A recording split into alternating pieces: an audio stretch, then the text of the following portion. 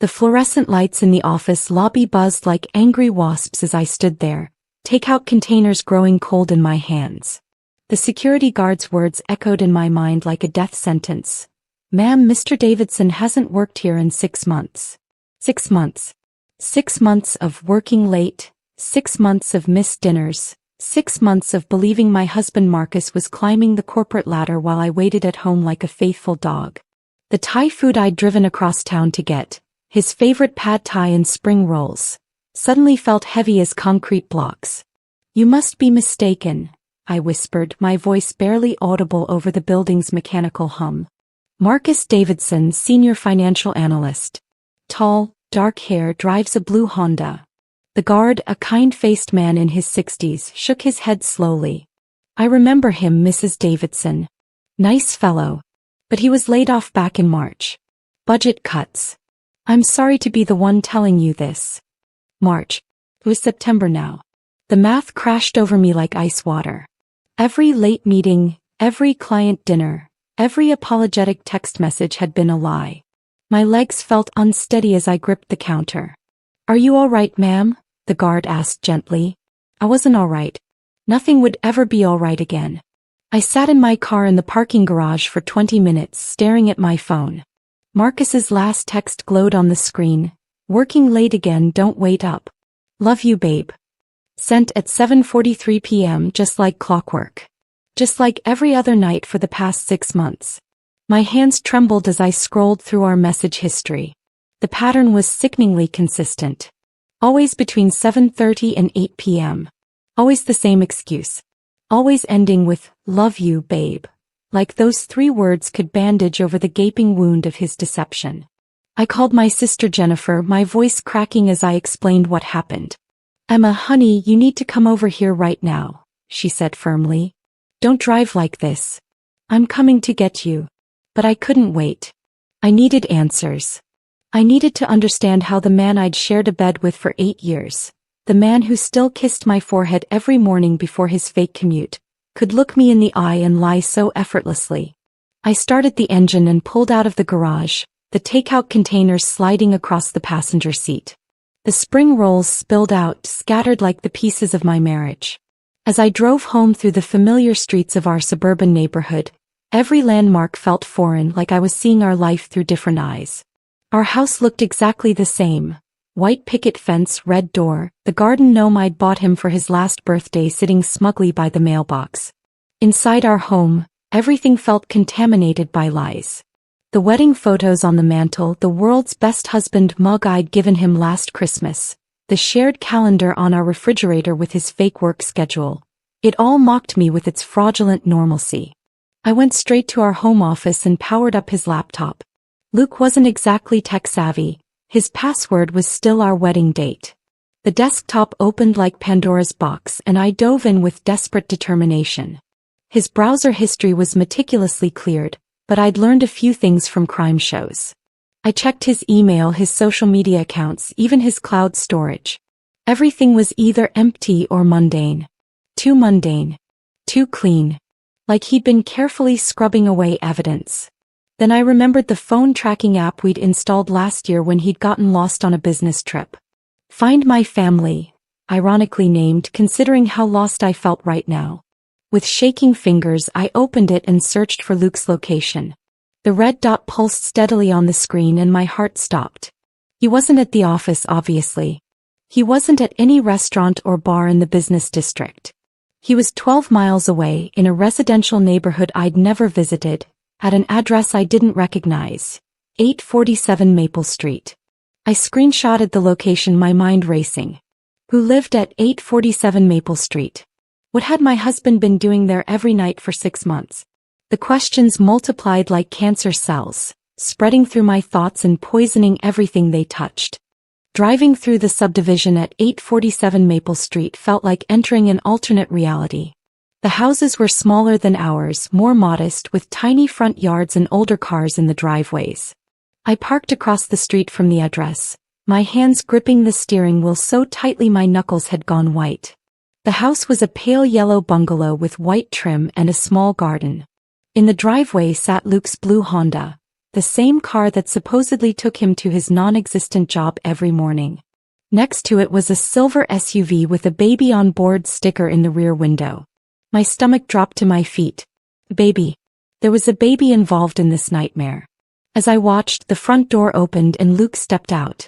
But this wasn't the Luke I knew. This Luke was different, relaxed, smiling, wearing clothes I'd never seen before. He turned back toward the door and said something I couldn't hear, then laughed in a way that made my chest ache. A woman appeared in the doorway. She was younger than me, maybe early 30s, with long brown hair and a very pregnant belly. Very pregnant. She was holding a toddler, a little girl with Luke's dark eyes and his dimpled chin. I watched in horrified fascination as Luke kissed the woman goodbye, not a friendly peck but a deep, intimate kiss of a husband leaving his wife.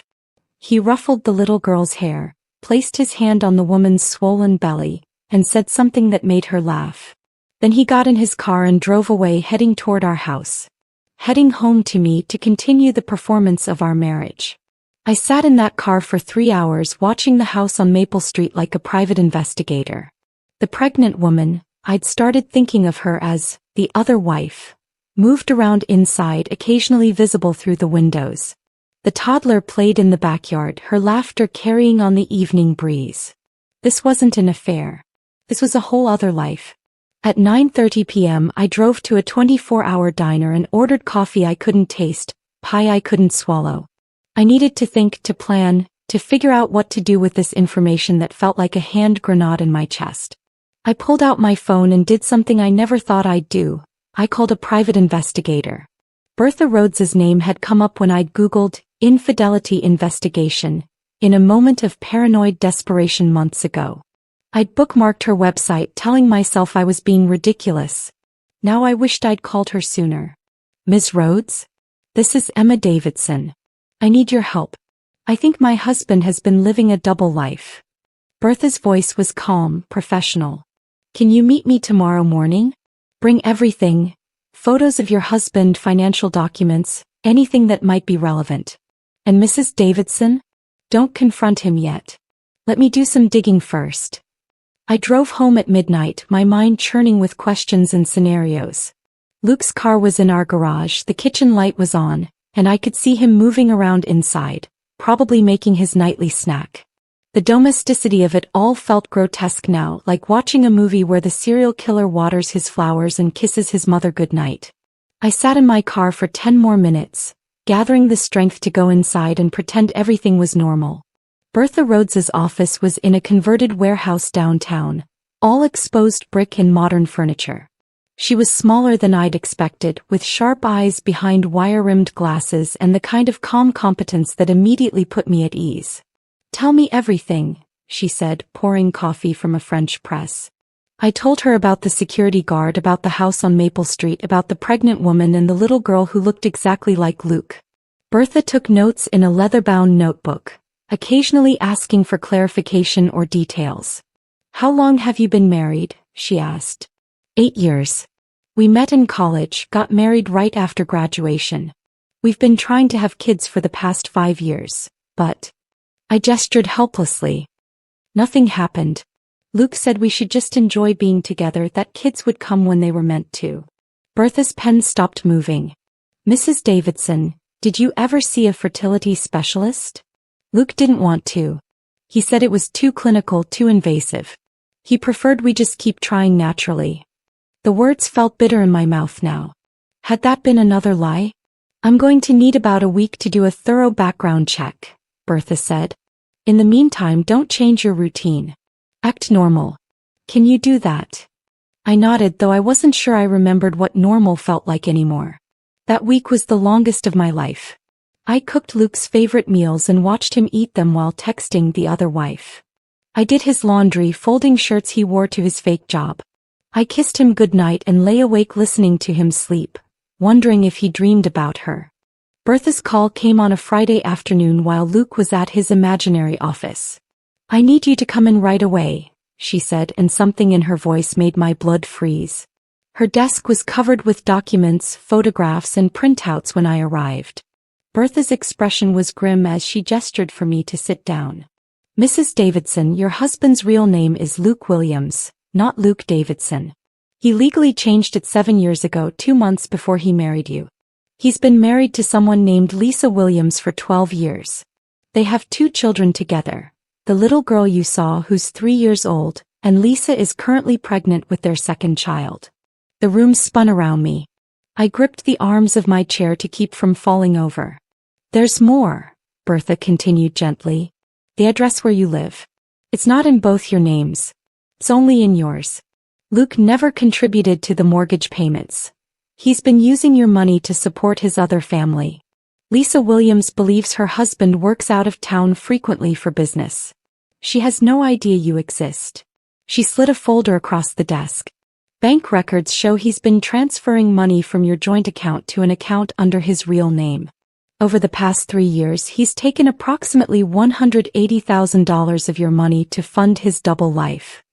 I stared at the documents, the numbers blurring through my tears. So I'm not really married to him? You're legally married to Luke Davidson. But Luke Davidson is a fake identity. The marriage may not be valid. What do I do? I whispered. Bertha's smile was sharp as a blade. We're going to destroy him. The next 2 weeks were a whirlwind of documentation and evidence gathering. Bertha had contacts everywhere. Former colleagues who remembered Luke's real name, financial experts who could trace money trails, even a clerk at the courthouse who'd processed his name change. I learned that Luke had been planning this double life for years. The job loss in March hadn't been a surprise setback. He'd been fired for falsifying expense reports, claiming reimbursement for business trips that were actually visits to his other family. Bertha also discovered that Lisa Williams worked as a nurse at the local hospital. She was a good person by all accounts, kind, hardworking, completely unaware that her husband was a bigamist and a fraud. What about the little girl? I asked during one of our meetings. She's innocent in all this. Which is why we're going to handle this carefully, Bertha replied. Lisa needs to know the truth, but she also needs support. And Luke needs to face consequences that protect both families. He's devastated. I spent those weeks in a strange state of hyper-awareness. Every lie Luke told, every false endearment, every fabricated story about his day, I catalogued it all. He'd become a specimen under a microscope, and I was studying him with scientific detachment. The hardest part was pretending to be intimate with him. When he kissed me, I thought about him kissing her. When he told me he loved me, I wondered if he said the same words to Lisa. When he reached for me in bed, I felt like I might vomit. But I played my part perfectly because Bertha was right. We were going to destroy him, and I needed him to feel completely secure in his deception right up until the moment it all came crashing down. Bertha and I planned the confrontation like a military operation. We would hit both households simultaneously. She would go to Lisa Williams's house while I confronted Luke at home. We'd prepared folders of evidence for both women, complete with financial records, photographs, and legal documentation. I chose a Sunday evening when Luke would be relaxed and off guard. I cooked his favorite dinner, pot roast with roasted vegetables, exactly the way his mother used to make it. The irony wasn't lost on me that I was serving his last meal as my husband. "This is delicious, babe," he said, reaching across the table to squeeze my hand. "You're amazing. I don't know what I did to deserve you."